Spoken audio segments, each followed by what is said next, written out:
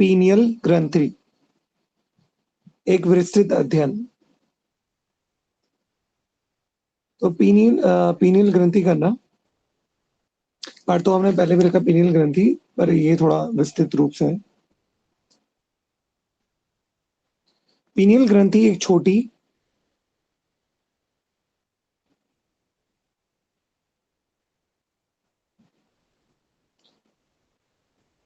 लाल भूरी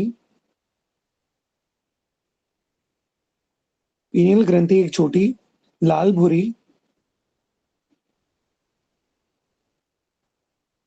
देवदार के शंकु पाइन कोन, इंग्लिश में बोलेंगे पाइन कोन,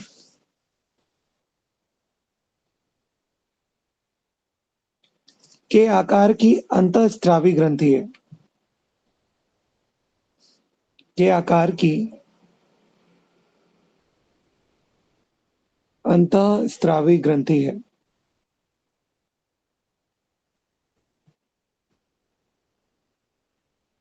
इसे थर्ड आई तृतीय नेत्र या मस्तिष्क की रेत ब्रेन सैंड के रूप में भी जाना जाता है। इसे थर्ड आई तृतीय नेत्र या मस्तिष्क की रेत ब्रेन सैंड या मस्तिष्क की रेत ब्रेन सैंड के रूप में भी जाना जाता है। अब इसमें पहला पॉइंट लिखोगे स्थिति और संरचना। स्थिति और संरचना, इसमें पहला पॉइंट लिखो स्थिति और संरचना में स्थिति। स्थिति स्थिति में लिखो यह मस्तिष्क के अग्रभाग फोर ब्रेन, यह मस्तिष्क के अग्रभाग ब्रैकेट में लिखना फोर ब्रेन के एपिथैलेमस हिस्से में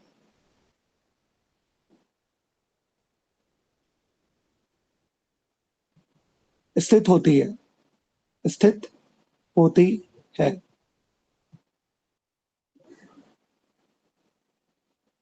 यह दोनों मस्तिष्क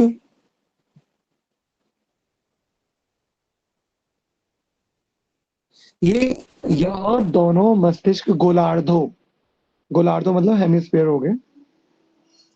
यह दोनों मस्तिष्क गोलार्धों सेरिब्रल हेमिस्फीयर इंग्लिश में बोलेंगे सेरिब्रल CEREBRAL सेरिब्रल हेमिस्फीयर के बीच एक खांच में स्थित होती है। के बीच एक खांच में स्थित होती है।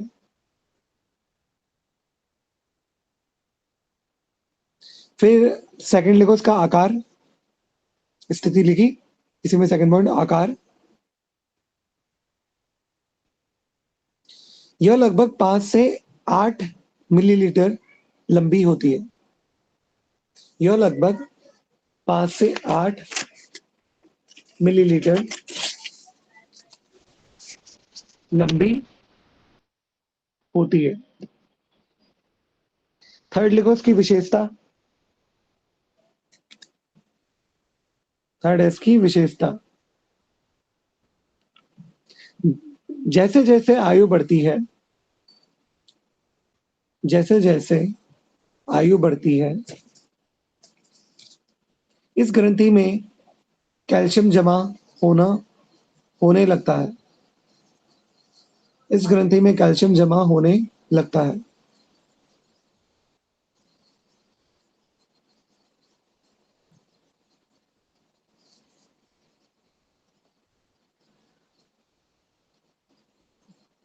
जिसे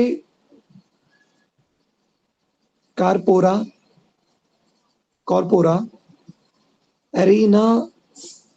एरिनासिया या मस्तिष्क की रेत कहते हैं? आप सिंपल लैंग्वेज में मस्तिष्क की रेत भी लिख सकते हो। कॉर्पोरा, CORPORA, कॉर्पोरा, एरिनासिया, ARENACEA या मस्तिष्क की रेत कहते हैं।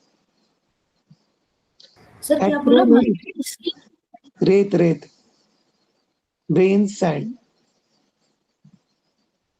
जो अभी पहले आया था। एक्सरे में इसकी उपस्थिति मस्तिष्क के मध्य भाग को पहचानने में मदद करती है। एक्सरे में इसकी उपस्थिति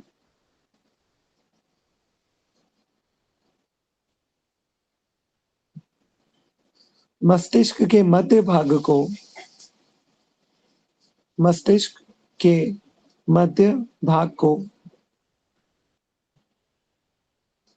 पहचानने में मदद करती है।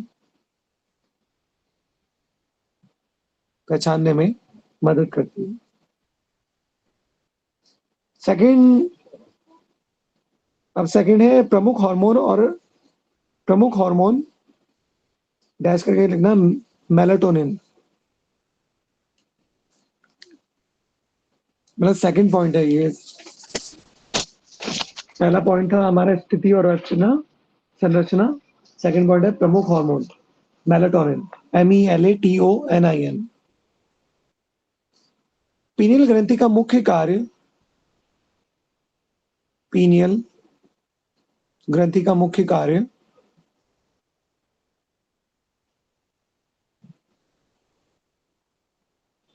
मेलाटोनिन नामक हार्मोन का स्राव करना है। मेलाटोनिन नामक हार्मोन का स्राव करना है।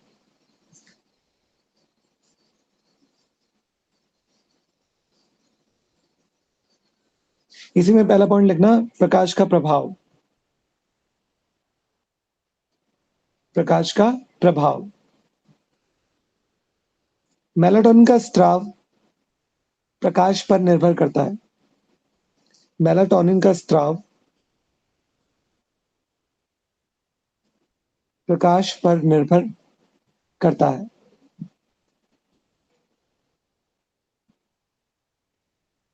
अंधेरे में इसका स्राव अधिक होता है। अंधेरे में इसका स्राव अधिक होता है और तेज रोशनी में कम हो जाता है। और तेज रोशनी में कम हो जाता है।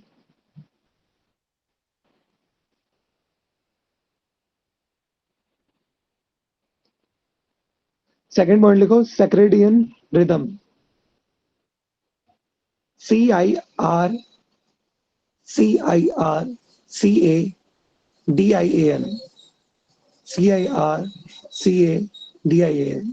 Circadian rhythm.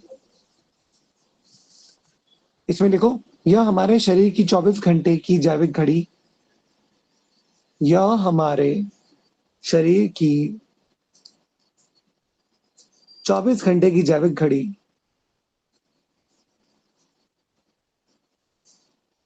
को नियंत्रित करता है। जैविक घड़ी मतलब बायोलॉजिकल क्लॉक को नियंत्रित करता है। यह शरीर को यह शरीर को बताता है कि कब सोना है और कब जागना है।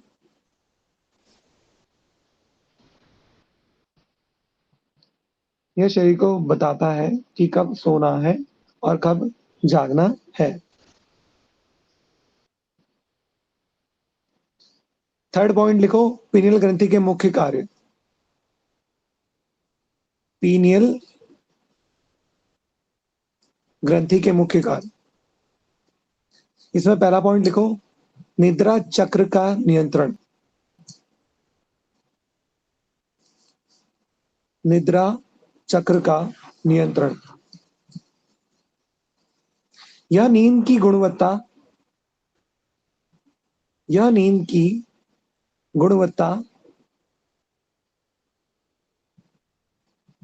और समय को विनियमित करता है, और समय को विनियमित करता है।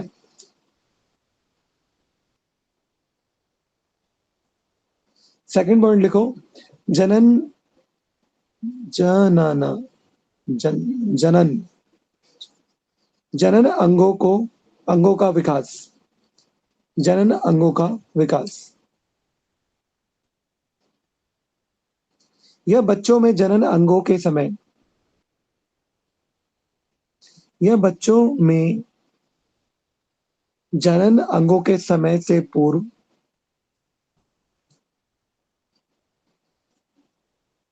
यह बच्चों में जनन अंगों के समय से पूर्व विकास को रोकती है, विकास को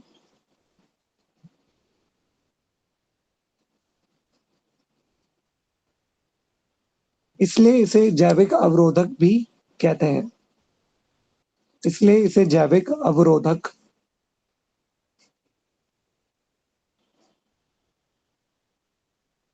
भी कहते हैं।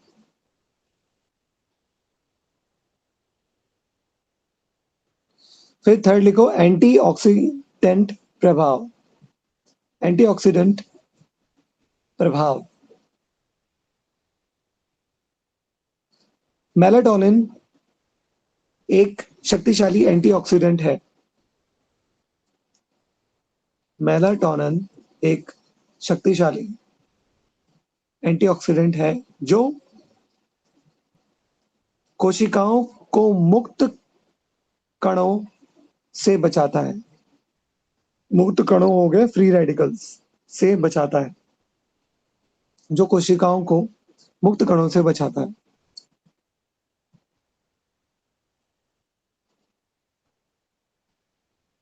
फोर्थ पॉइंट लिखो, ऋतुनिष्ठ प्रभाव,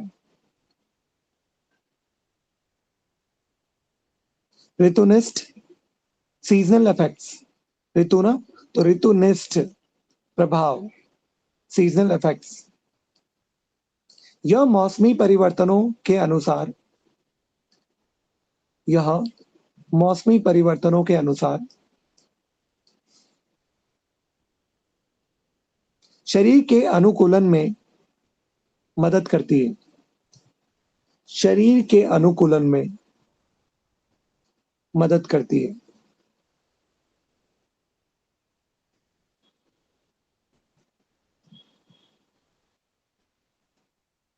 फिर नेक्स्ट लिखो, प्रतिरक्षा तंत्र, प्रतिरक्षा तंत्र। यह शरीर की रोग प्रतिरोधक क्षमता को बढ़ाने में सहायक मानी जाती है, यह शरीर की रोग प्रतिरोधक क्षमता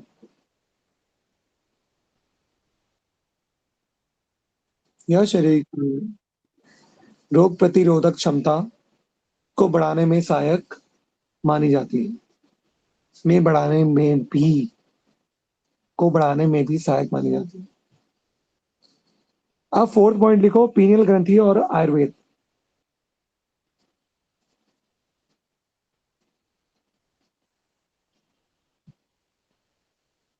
पीनियल ग्रंथि और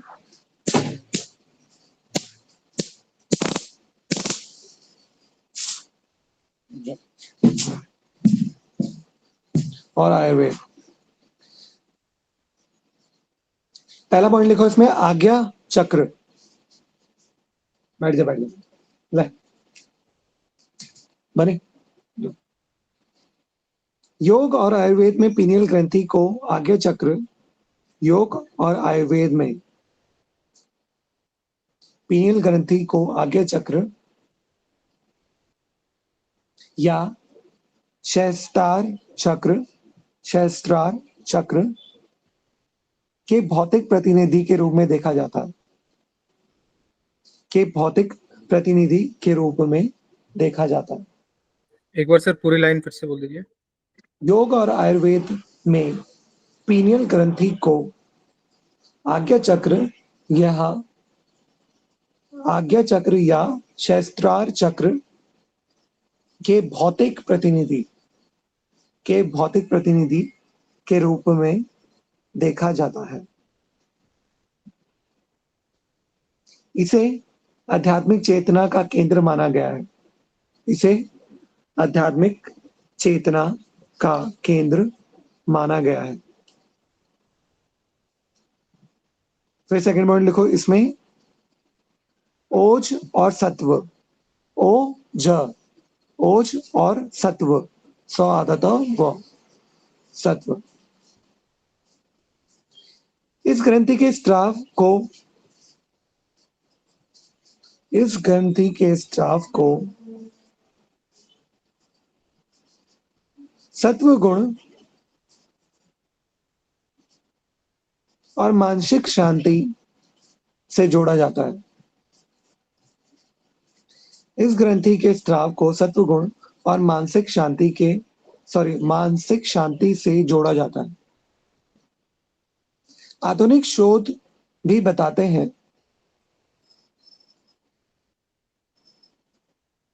कि ध्यान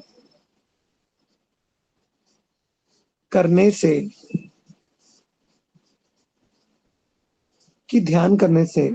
सर एक बार मेलाटोनिन, सॉरी, आधुनिक से बता दीजिए एक बार। आधुनिक शोध भी बताते हैं, आधुनिक शोध भी बताते हैं कि ध्यान करने से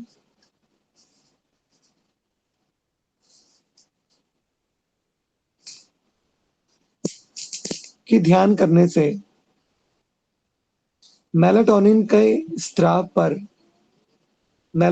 स्त्राव पर सकारात्मक प्रभाव पड़ता है। मेलाटोनिन के स्त्राव पर सकारात्मक प्रभाव पड़ता है। फिर फिफ्थ पॉइंट लिखो, पीनियल ग्रंथि के विकार।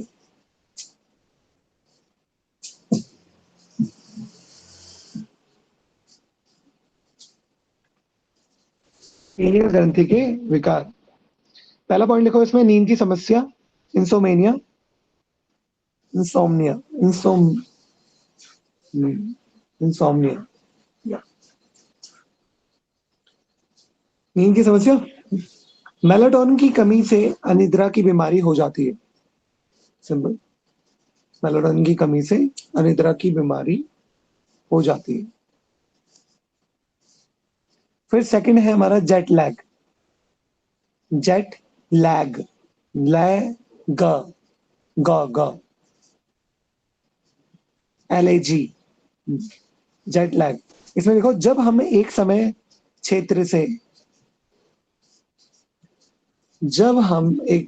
क्षेत्र से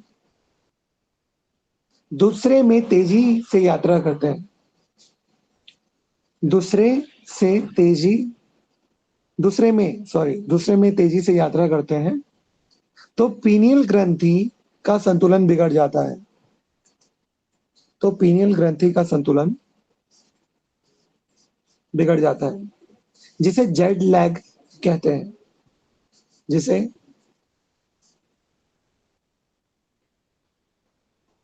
जेट लैग कहते हैं। फिर थर्ड पॉइंट लिखो, समय पूर्व यौवन।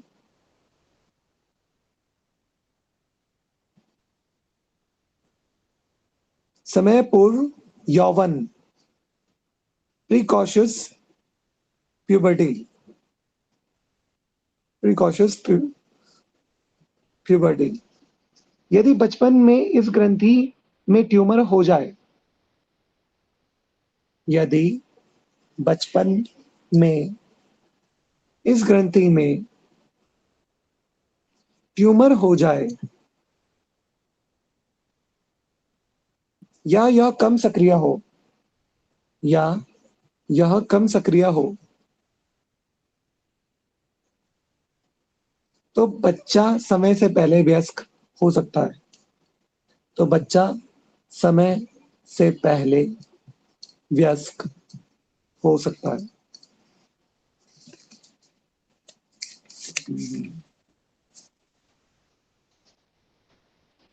फिर नेक्स्ट टॉपिक है परिचुल्लिका ग्रंथि। Parathyroid gland.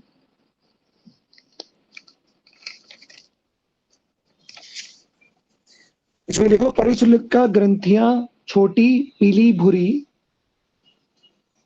परिचुलिका ग्रंथियां छोटी पीली भूरी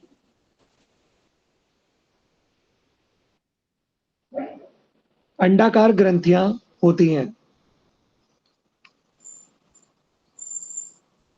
अंडाकार ग्रंथियां होती हैं जो अंतःस्रावी तंत्र का महत्वपूर्ण हिस्सा है। जो जो अंतःस्रावी तंत्र का महत्वपूर्ण हिस्सा है।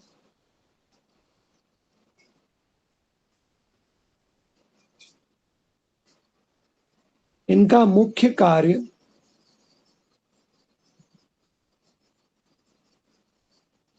शरीर में कैल्शियम के स्तर को नियंत्रित करना है। इनका मुख्य कार्य शरीर में कैल्शियम के स्तर को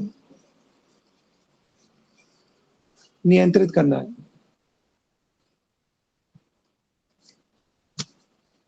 फिर पहला पॉइंट लिखो इसमें, स्थिति एवं संरचना।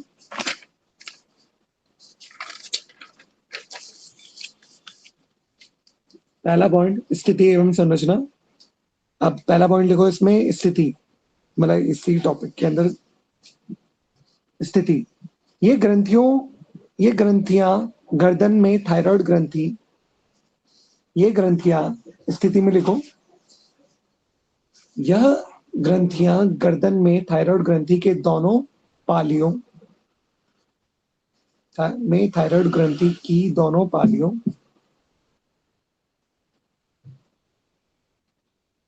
की पिछली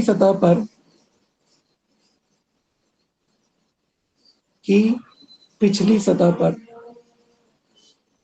धसी हुई होती है। धसी हुई होती है।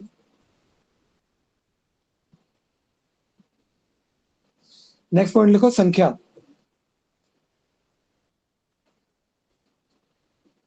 सामान्यतः इसकी संख्या 4 होती है, 2 ऊपर 2 नीचे। सामान्यतः इसकी संख्या 4 होती है, 2 ऊपर 2 नीचे। फिर नेक्स्ट लिखो आकार।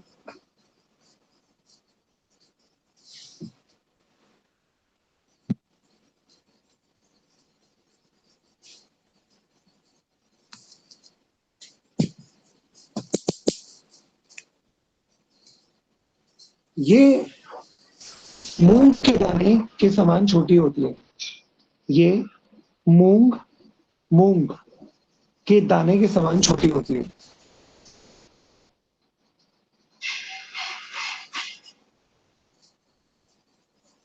लगभग 6 मिमी लंबी,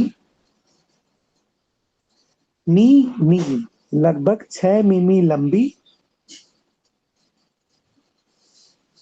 और 3 से 4 मिमी चौड़ी, और 3 से 4 मिमी चौड़ी।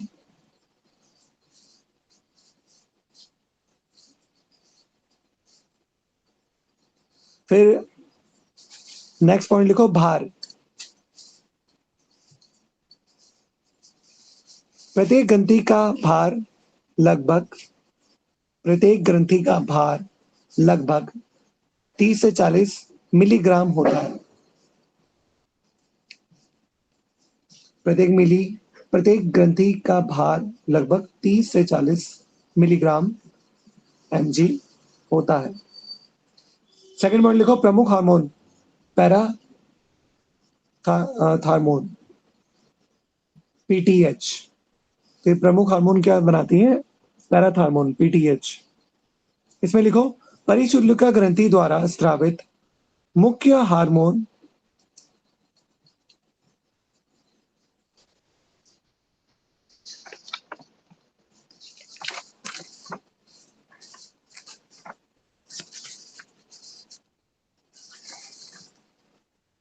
पैराथार्मोन है।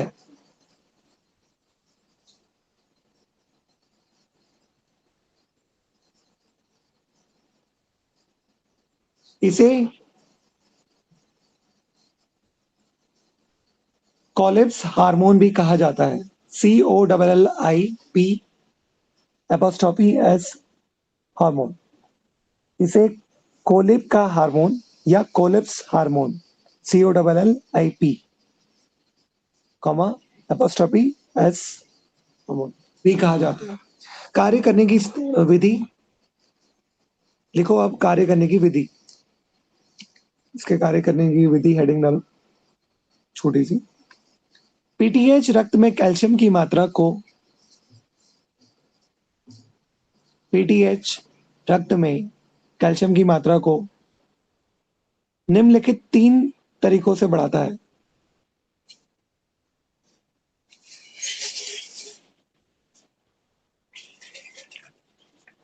निम्नलिखित 3 तरीकों से बढ़ाता है। पहला लिखो, अस्थियों पर प्रभाव। अस्थियों पर प्रभाव।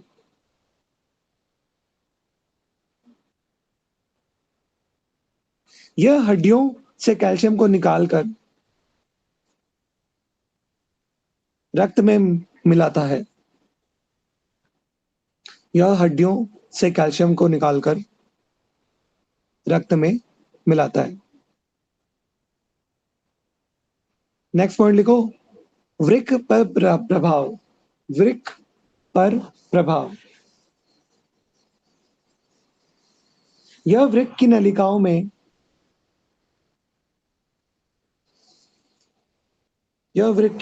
में कैल्शियम के पुनर्अवशोषण को बढ़ाता है। कैल्शियम के पुनर्अवशोषण को बढ़ाता है।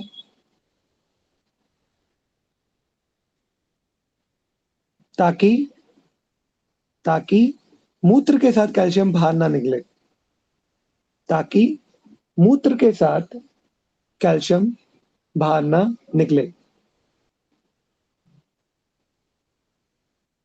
नेक्स्ट लिखो, आंत पर प्रभाव।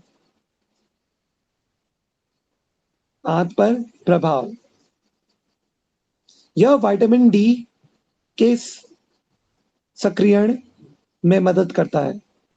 यह विटामिन डी के सक्रियण विटामिन डी या बी? डी के सक्रियण में मदद करता है, जिससे छोटी आंत भोजन से अधिक कैल्शियम सोख पाती है। भोजन से अधिक कैल्शियम सोख पाती है।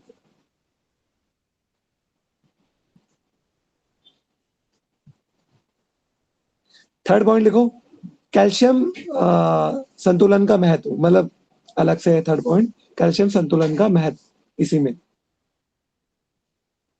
प्रमुख हार्मोन पैराथॉर्मोन देखा, सेकंड पॉइंट था। अब थर्ड पॉइंट है कैल्शियम संतुलन का महत्व। रक्त में कैल्शियम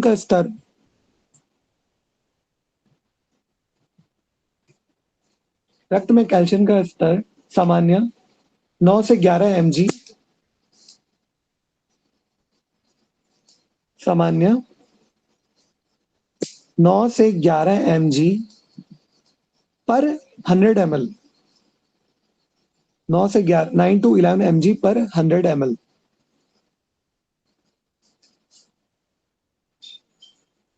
बनाए रखना अनिवार्य है। बनाए रखना अनिवार्य है, क्योंकि कैल्शियम निम्नलिखित क्रियाओं के लिए आवश्यक है।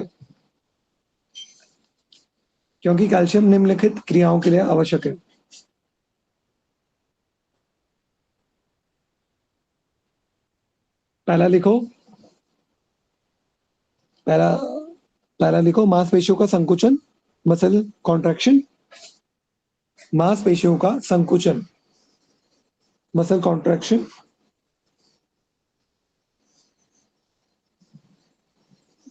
फिर सेकंड लिखो, तंत्रिका आवेगों का संचरण। तंत्रिका आवेगों का संचरण।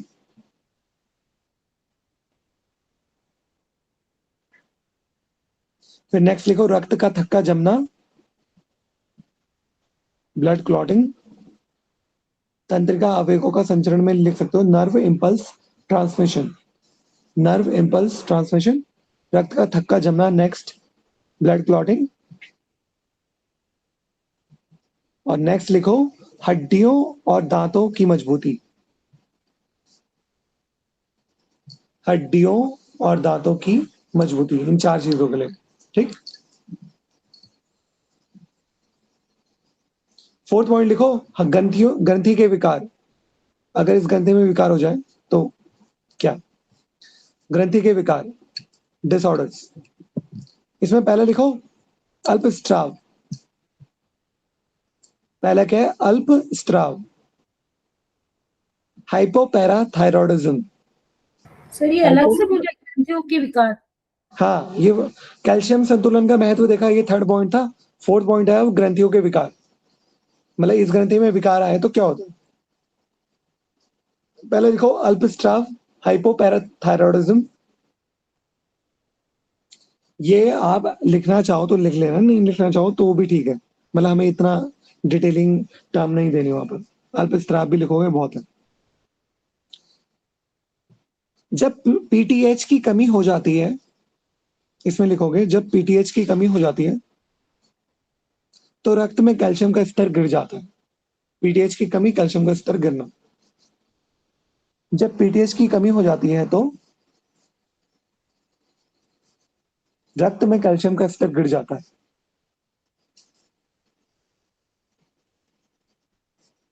इसमें एक पॉइंट डाल के लिखना टिटैनी, TETANY, TETANY, टिटैनी।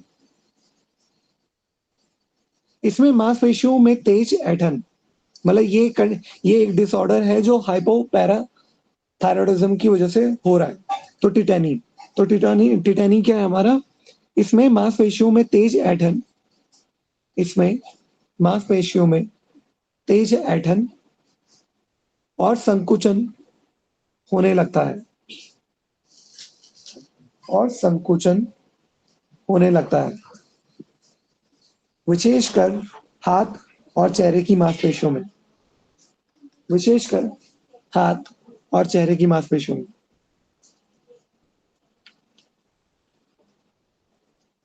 विशेषकर हाथ और चेहरे की मांसपेशियों में।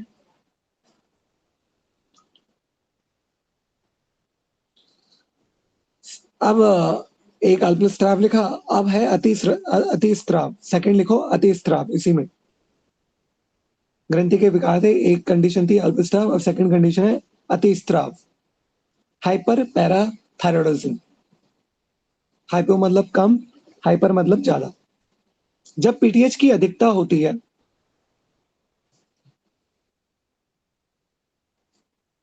जब पीटीएच की अधिकता होती है तो हड्डियों से कैल्शियम अत्यधिक निकलने लगता है, तो हड्डियों से कैल्शियम अत्यधिक निकलने लगता है। जब पीटीएच की अधिकता होती है तो हड्डियों से कैल्शियम अत्यधिक निकलने लगता है। इसमें पहली कंडीशन लिखो, मतलब इसमें पहला पॉइंट बना के लिखो ऑस्टियोपोरोसिस। पहला डिसऑर्डर लिखो इसमें ऑस्टियोपोरोसिस, OSTEOPOROSIS, ऑस्टियोपोरोसिस। इसमें लिखो हड्डियां भंगुर, हड्डियां भंगुर, भंगुर, भंगुर, हड्डियां भंगुर, कमजोर और खोखली हो जाती हैं। हड्डियां भंगुर, कमजोर और खोखली हो जाती हैं, जिससे फ्रैक्चर का खतरा बढ़ जाता है, जिससे फ्रैक्चर का खतरा बढ़ जाता है। फिर सेकंड लिखो वृक्क पथरी, किडनी स्टोन। सेकंड डिसऑर्डर लिखो वृक्क पथरी, किडनी स्टोन्स। रक्त में कैल्शियम की अधिकता के कारण, रक्त में कैल्शियम की अधिकता के कारण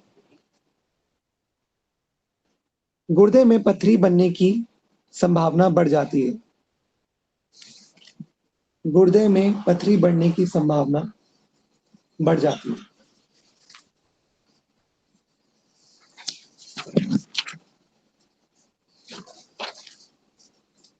ठीक, डिसऑर्डर्स देख लिए इसके। अब आप चुल्लिका ग्रंथि, नेक्स्ट टॉपिक लिखो, चुल्लिका ग्रंथि विस्तृत अध्ययन। मतलब ग्रंथियां ये आपने पहले भी पढ़ी, पर आप थोड़ा थोड़ा विस्तृत रूप बता रहे हैं क्योंकि इस अलग से पूछी गई तो थोड़ा विस्तृत रूप में हमें बताना है। चुल्लिका ग्रंथि शरीर की चयापचय, चुल्लिका ग्रंथि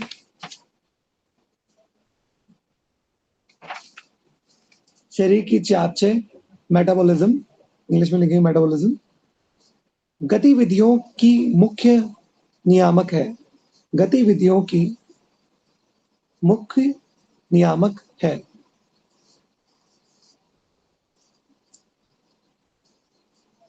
यह एक द्विपक्षीय ग्रंथि है। यह एक द्विपक्षीय ग्रंथि है जो गर्दन के सामने स्थित होती है। जो गर्दन के सामने स्थित होती है। अब पहला पॉइंट लिखो इसमें, स्थिति एवं आकार, एनाटॉमी, इंग्लिश में बोलेंगे एनाटॉमी, स्थिति एवं आकार। इसी में पहला पॉइंट लिखना है स्थिति।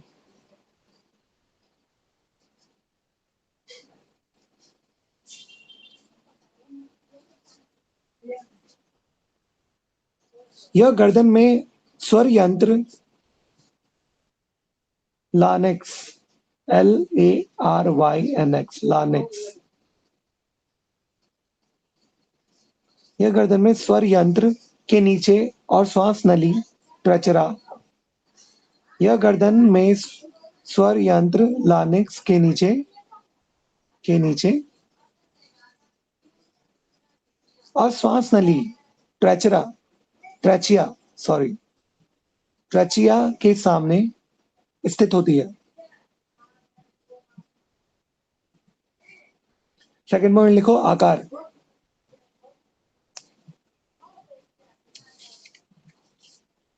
इसका आकार अंग्रेजी के H अक्षर या तितली जैसा होता है। इसका आकार अंग्रेजी के H अक्षर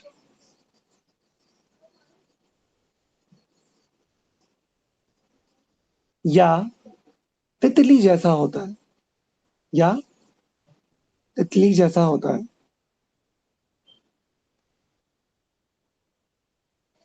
फिर नेक्स्ट पॉइंट लिखो, संरचना।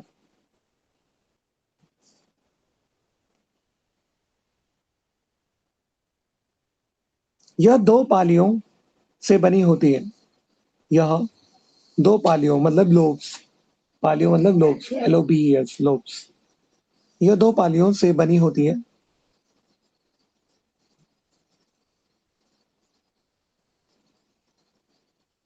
जो बीच में एक पतली पट्टी से जुड़ी होती है। जो बीच में एक पतली पट्टी से जुड़ी होती है, जिसे इस्थमस कहते हैं। जिसे इस्थमस कहते हैं, ISTHMUS, ISTHMUS, इस्थमस कहते हैं। फिर अब सेकंड पॉइंट लिखो, हार्मोन का उत्पादन, मतलब कौन सा हार्मोन ये स्रावित करती है। सेकंड पॉइंट, हार्मोन का उत्पादन।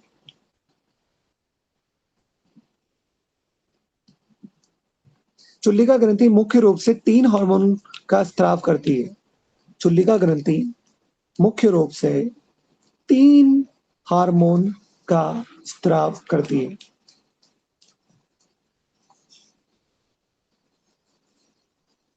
पहला लिखो, thyroxine. First one is thyroxine.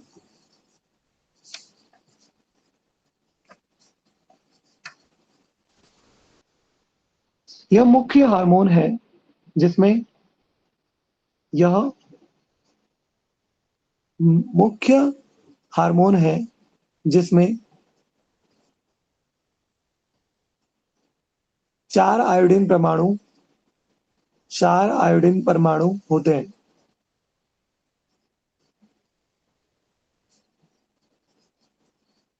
फिर नेक्स्ट हार्मोन लिखो ट्रायोडो थायरोनिन। ट्रायोडो थायरोनिन T3 भी कहते हैं इसे। पहले वाले को T4 कहते हैं, थायरोक्सिन को T4 कहते हैं, और ये जो ट्रायोडो है, ट्रायोडो थायरोनिन, इसको T3 भी कहते हैं। तो यह अधिक सक्रिय होता है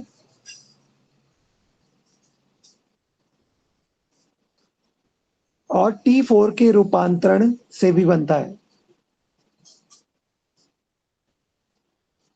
और T4 के रूपांतरण से भी बनता है।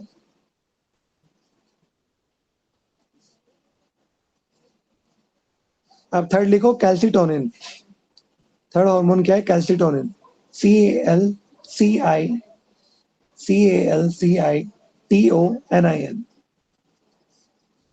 कैल्सिटोनिन। यह हार्मोन रक्त में कैल्शियम के स्तर को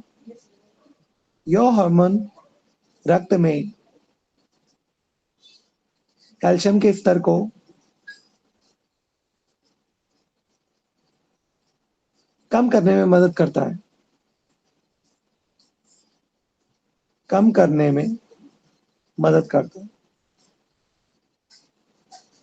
अब थर्ड पॉइंट लिखो प्रमुख कार्य, मतलब चुल्लिका ग्रंथि के प्रमुख कार्य लिखो। थर्ड पॉइंट, इसमें पहला पॉइंट लिखो आधारभूत उपापचयी दर BMR। आधारभूत उपापचय दर, अगर कुछ याद ना रहा BMR भी लिखोगे तो चलेगा। BMR यह कोशिकाओं में ऑक्सीजन की खपत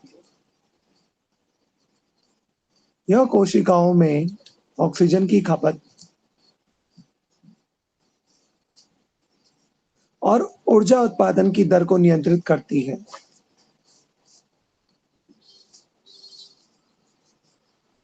यह कोशिकाओं में ऑक्सीजन की खपत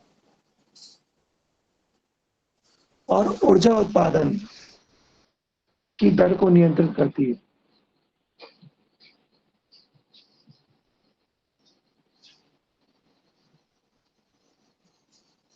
नेक्स्ट पॉइंट लिखो शारीरिक एवं मानसिक विकास।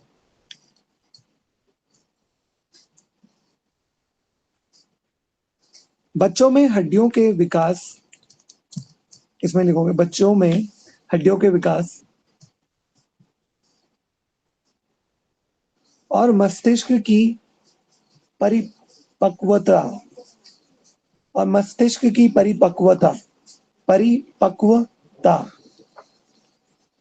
के लिए अनिवार्य है।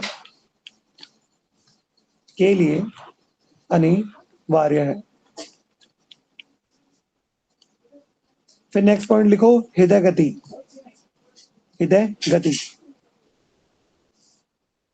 यह हृदय की धड़कन और रक्तचाप को प्रभावित करती है।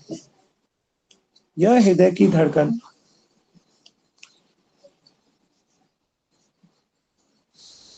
और रक्तचाप को प्रभावित करती है।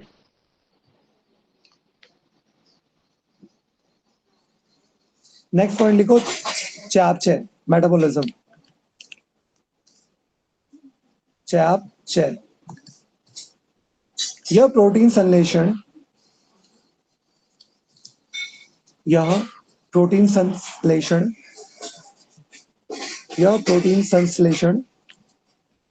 कार्बोहाइड्रेट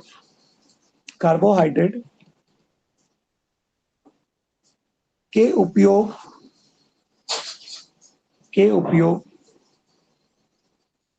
और वसा के टूटने वसा के टूटने को बढ़ावा देती है। वसा के टूटने को बढ़ावा देती है। अब 4th पॉइंट लिखो, मतलब प्रमुख कार्य के बाद 4 पॉइंट पे आओ। थायराइड विकार, डिसऑर्डर्स। पहला लिखो इसमें अल्पस्राव, हाइपोथायरॉयडिज्म।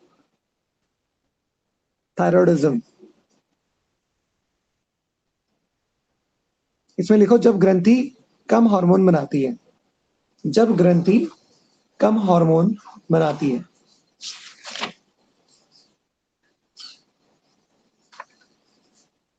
इसमें पहला पॉइंट लिखो जड़वा मनता। ये पहले भी क्या, जड़वा मनता डिसऑर्डर है इससे रिलेटेड। जड़वा मनता, जड़वा मन।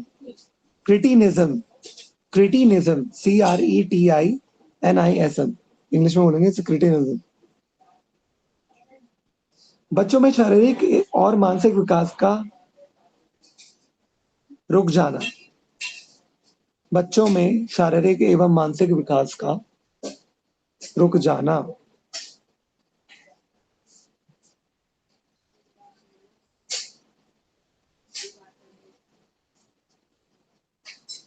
सेकंड डिसऑर्डर लिखो myxoedema. Myxe, MYXEDEMA, myxoedema. MYXE, myxoedema, DEMA, डीमा।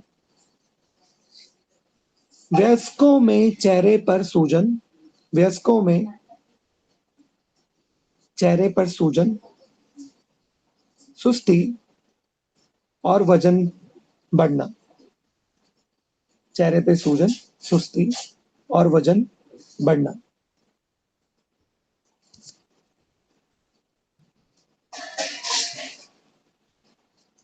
Next disorder लिखो घेंगा, सिंपल गॉइटर, घेंगा, गॉइटर, घेंगा। आयोडीन की कमी से ग्रंथि का आकार बढ़ जाना। आयोडीन, आयोडीन की कमी से ग्रंथि का आकार बढ़ जाना।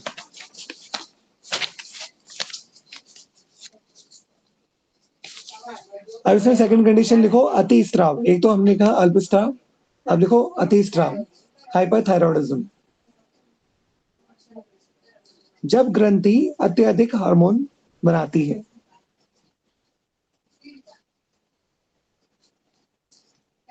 जब ग्रंथि अत्यधिक हार्मोन बनाती है।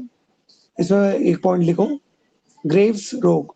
अब क्या डिसऑर्डर होता है इसमें, ग्रेव्स रोग, GRAVES, ग्रेव्स डिजीज इंग्लिश में, ग्रेव्स रोग या ग्रेव्स डिजीज। सर एक बार स्पेलिंग फिर से बताइए। सॉरी, स्पेलिंग फिर से बताइए। इसकी स्पेलिंग फिर से बताइए। इसकी स्पेलिंग बताइए फिर से। GRAVES, ग्रेव्स डिजीज या ग्रेव्स रोग। इसमें आंखें बाहर की ओर उभर आती है। इसमें आंखें बाहर की ओर उभर आती है। घबराहट होती है। घबराहट होती है और वजन तेजी से घटता है।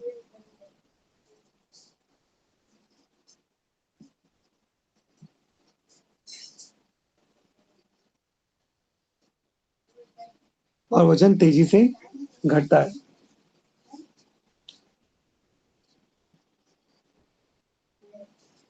अब फीडबैक मैकेनिज्म लिखो। 5th पॉइंट है फीडबैक मैकेनिज्म।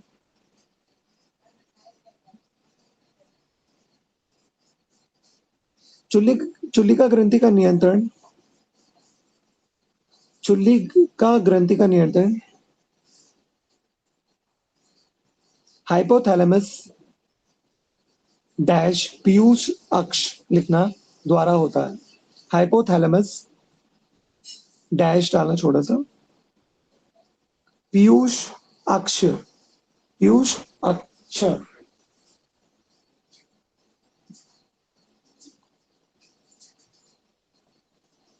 द्वारा होता है। इसमें पहला पॉइंट लिखो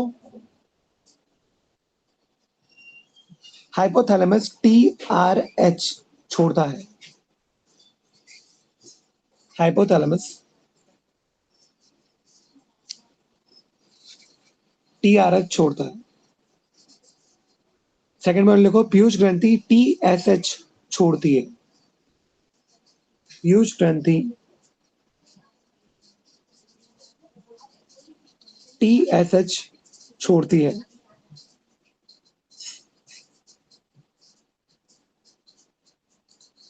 थर्ड पॉइंट लिखो, चुल्लिका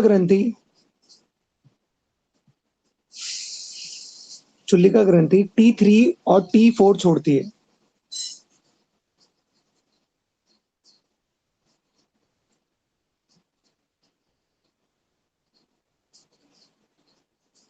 जब T3-T4 का स्तर बढ़ता है, जब T3-T4 का स्तर बढ़ता है, तो यह ऊपर की दोनों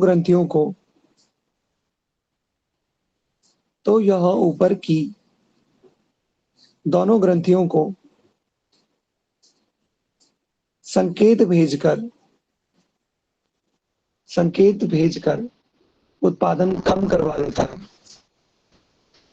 संकेत भेजकर उत्पादन कम करवा देता है।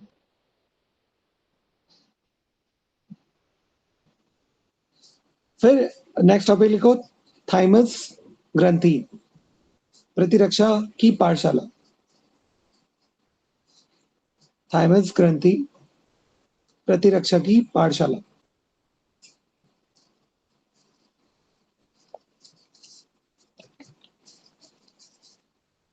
थाइमस ग्रंथि एक द्विपालित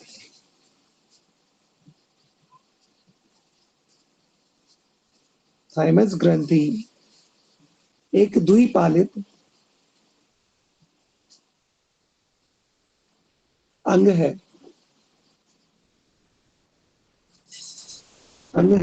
जिसे प्रतिरक्षा प्रणाली का केंद्र माना जाता है।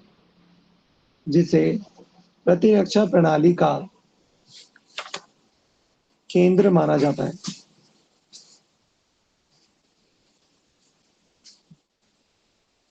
यह ग्रंथि जन्म के समय बड़ी होती है। यह ग्रंथि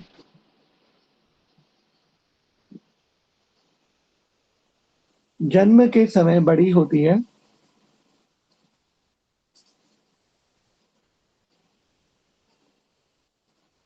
लेकिन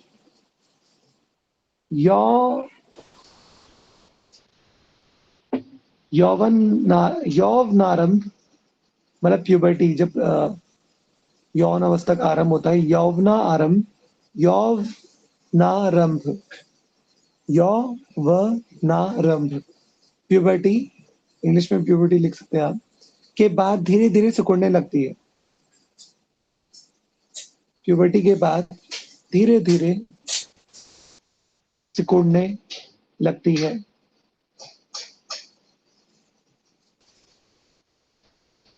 और वसा उत्तकों में बदल जाती है। और वसा उत्तकों में बदल जाती है। इसमें पहला पॉइंट लिखो, स्थिति एवं संरचना।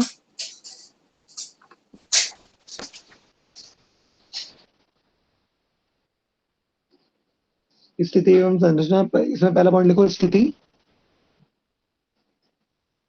यह वक्ष गुहा थोरेसिक कैविटी में, यह वक्ष गुहा क्या होगी? थोरेसिक कैविटी में हृदय के ठीक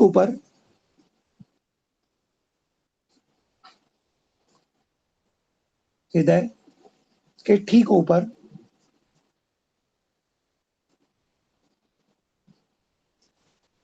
उरोस्थिति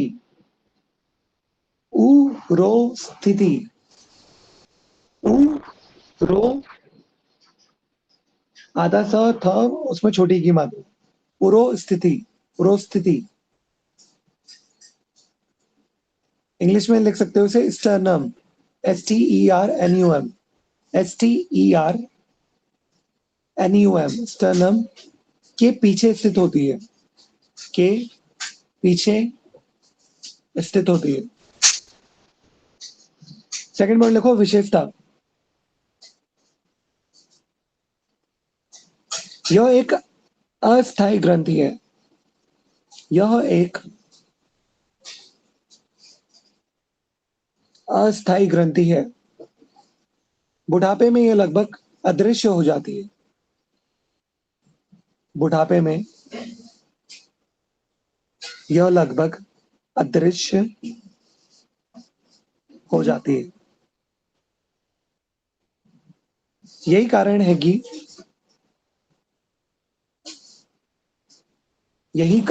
कि वृद्ध व्यक्तियों में रोग प्रतिरोधक क्षमता कम हो जाती है।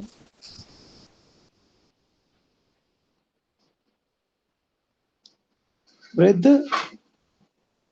व्यक्तियों में रोग प्रतिरोधक क्षमता कम हो जाती है। सेकंड पॉइंट लिखो प्रमुख हार्मोन।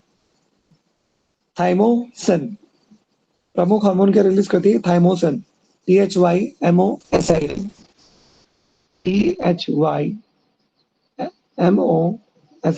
थाइमोसिन। थाइमस ग्रंथि मुख्य रूप से थाइमोसिन नामक थाइमस ग्रंथि मुख्य रूप से थाइमोसिन नामक पेप्टाइड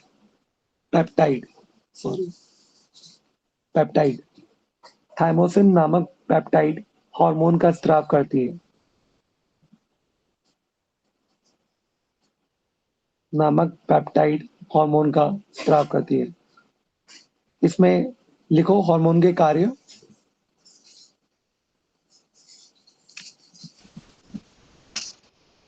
हार्मोन के कार्य, पहला पॉइंट लिखो इसमें टी लिम्फोसाइट का परिपक्वता। टी लिम्फोसाइट्स, टी लिखा है, टी लिम्फोसाइट्स का परिपक्वता।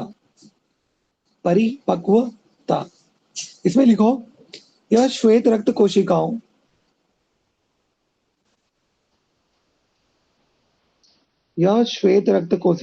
ब्रैकेट में लिखना है टी सेल्स, ब्रैकेट में लिखना है टी सेल्स के विभेदीकरण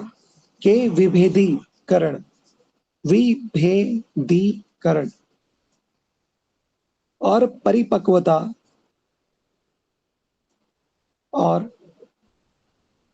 परिपक्वता में प्रमुख भूमिका निभाता है।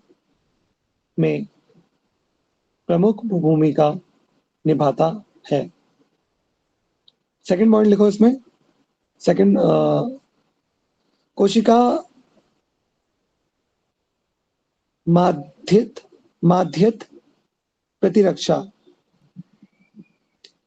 मध्यम लिखते हैं ना, मध्यम, तो आपको लिखना है माध्यत आता था य में छोटी की मात्रा त, आता था य में छोटी की मात्रा त। कोशिका माध्यत प्रतिरक्षा, सेल मेडिएटेड इम्यूनिटी,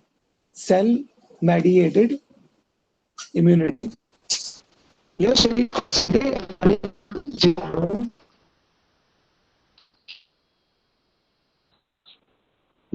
को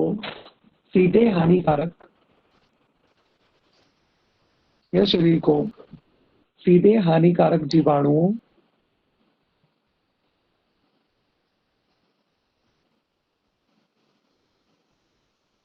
और वायरस से लड़ने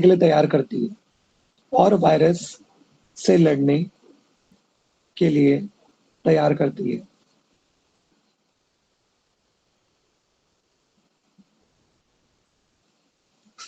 फिर थर्ड लिखो एंटीबॉडी उत्पादन।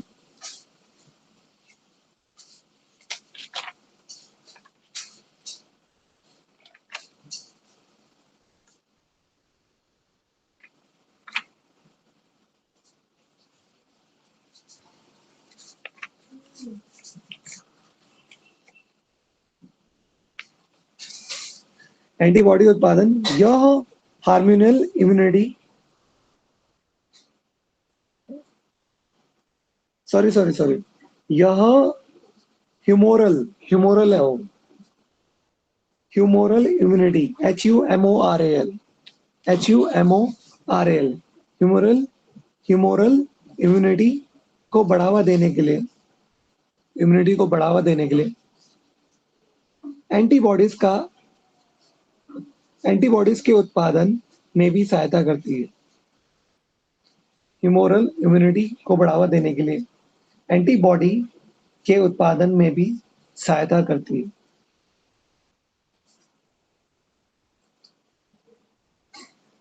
अब आपने लिख दिया प्रमुख हार्मोन थाइमोसिन के बारे में लिखा सेकंड में। अब थर्ड पॉइंट लिखो, थाइमस के मुख्य कार्य।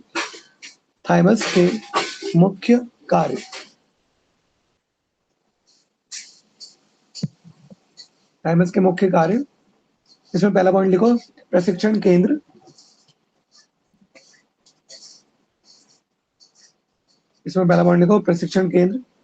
इसे टी सेल्स की ट्रेनिंग एकेडमी कहा जाता है।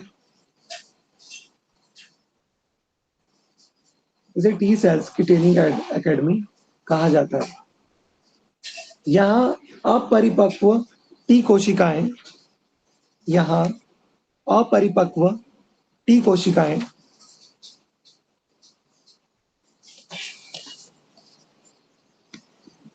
यह सीखती हैं कि शरीर की अपनी कोशिकाओं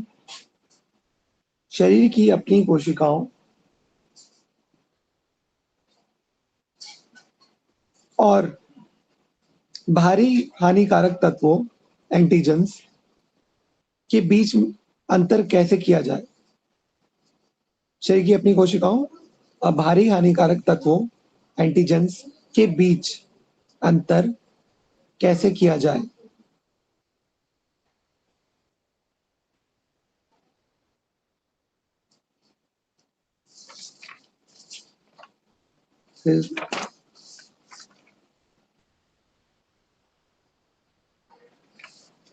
फिर सेकंड लिखो, विकास में सहायक।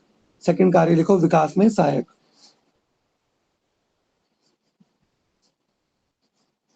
यह बच्चों में शारीरिक वृद्धि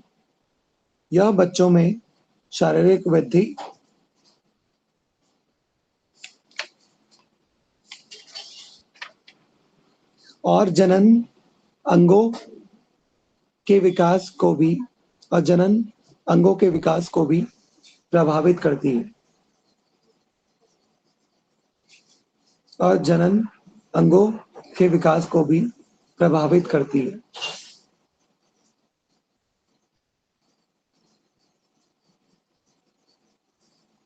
तो नेक्स्ट पॉइंट लिखो, प्रतिरक्षा संतुलन।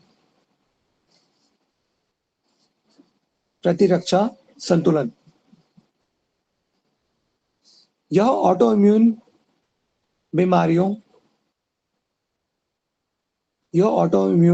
बीमारियों को रोकने के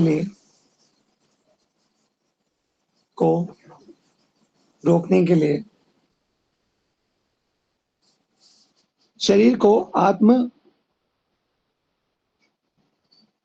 सहिष्णुता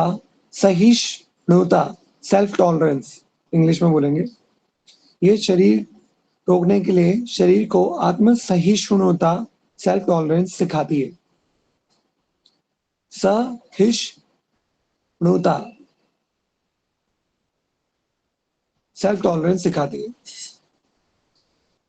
अब फोर्थ पॉइंट आप लिखोगे, मतलब ये अलग है, मतलब मुख्य कार्य हो गया, थर्ड था। अब फोर्थ है ग्रंथि का क्षय।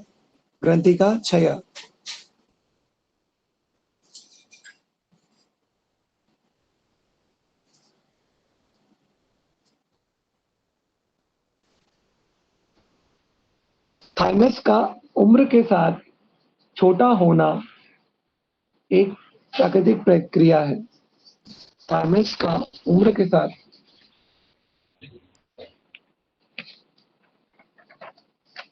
छोटा होना एक प्राकृतिक प्रक्रिया है। इसमें पहला पॉइंट लिखो कारण। कारण क्या है?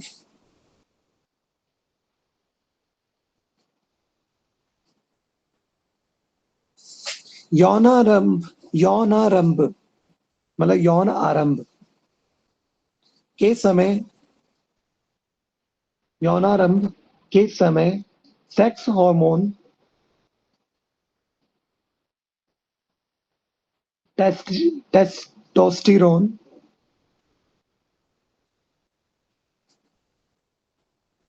Hyphen oestrogen, testosterone hyphen oestrogen ESTROGN के बढ़ते स्तर के कारण, के बढ़ते स्तर के कारण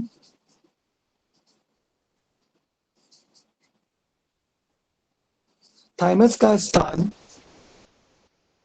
थाइमस का स्थान वसा ऊतक ले लेते हैं, फैटी टिश्यूज ले लेते हैं, वसा ऊतक फैटी टिश्यूज ले लेते हैं। सेकंड लिखो प्रभाव, इसमें सेकंड लिखो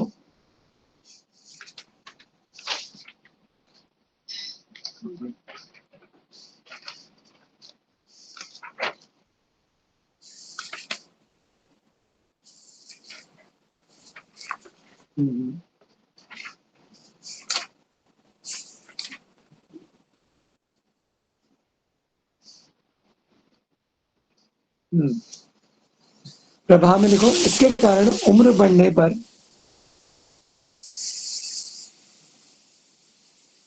इसके कारण उम्र बढ़ने पर संक्रमण और कैंसर जैसी बीमारियों का खतरा बढ़ जाता है।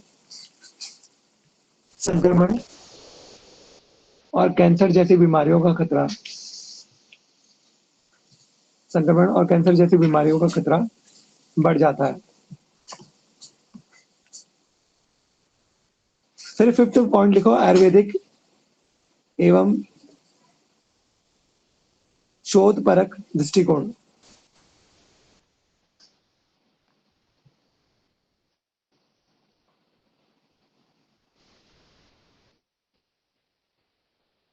इसमें पहला पॉइंट लिखो ओस और थाइमस।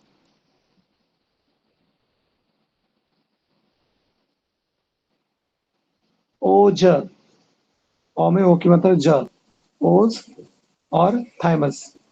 आयुर्वेद में वर्णित ओज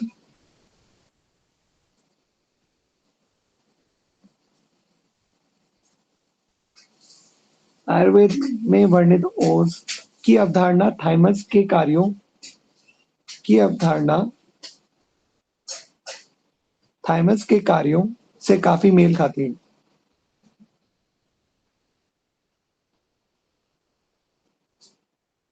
की अवधारणा थाइमस के कार्यों से काफी मेल खाती है। जिस प्रकार ओस का क्षय होने पर, जिस प्रकार ओस हमारा हो गया विटैलिटी या इम्यूनिटी, विटैलिटी या इम्यूनिटी, जिस प्रकार ओस का क्षय होने पर शरीर व्याधियों का घर बन जाता है, शरीर व्याधियों का घर बन जाता है, उसी प्रकार थाइमस की निष्क्रियता, थाइमस की निष्क्रियता प्रतिरक्षा तंत्र को कमजोर कर देती है, प्रतिरक्षा तंत्र को कमजोर कर देती है।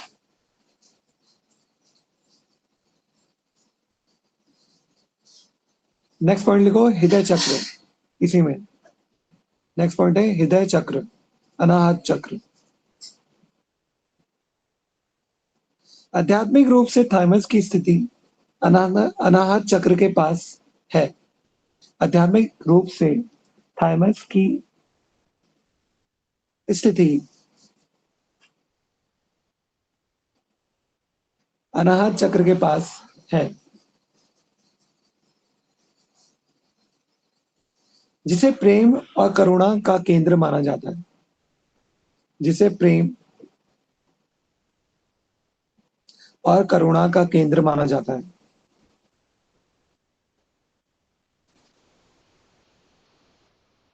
तनाव और मानसिक क्लेश,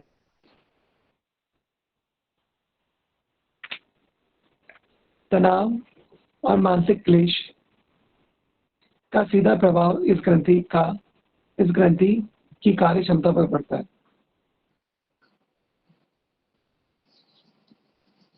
तनाव और मानसिक क्लेश का सीधा प्रभाव इस ग्रंथि की कार्य क्षमता पर पड़ता है।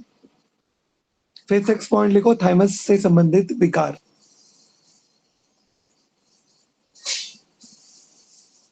थाइमस से संबंधित विकार, इसमें पहला पॉइंट लिखो, प्रतिरक्षा न्यूनता। प्रतिरक्षा न्यूनता, immuno deficiency, immuno deficiency English में, प्रतिरक्षा न्यूनता, इम्यूनो डेफिशिएंसी। थाइमस की अनुपस्थिति या जन्मजात खराबी,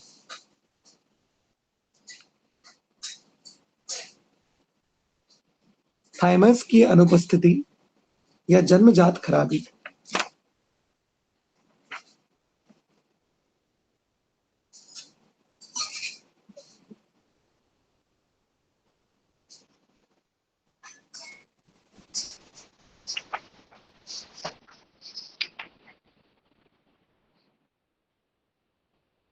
के कारण शरीर में संक्रमण से लड़ने की शक्ति खत्म हो जाती है। के कारण शरीर में संक्रमण से लड़ने की शक्ति खत्म हो जाती है।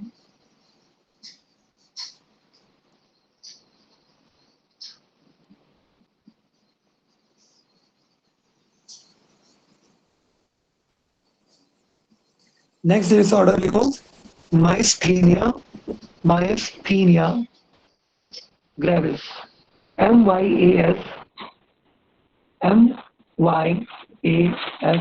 Myasthenia, THENIA, myasthenia gravis, GRAVIS,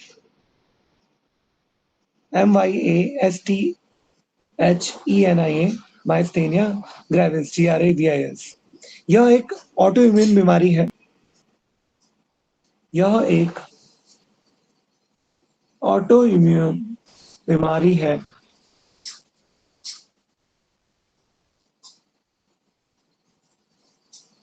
जिसमें थाइमस ग्रंथि की गड़बड़ी के कारण, जिसमें थाइमस ग्रंथि की गड़बड़ी के कारण मांसपेशियां बहुत कमजोर हो जाती हैं। मांसपेशियां बहुत कमजोर हो जाती हैं।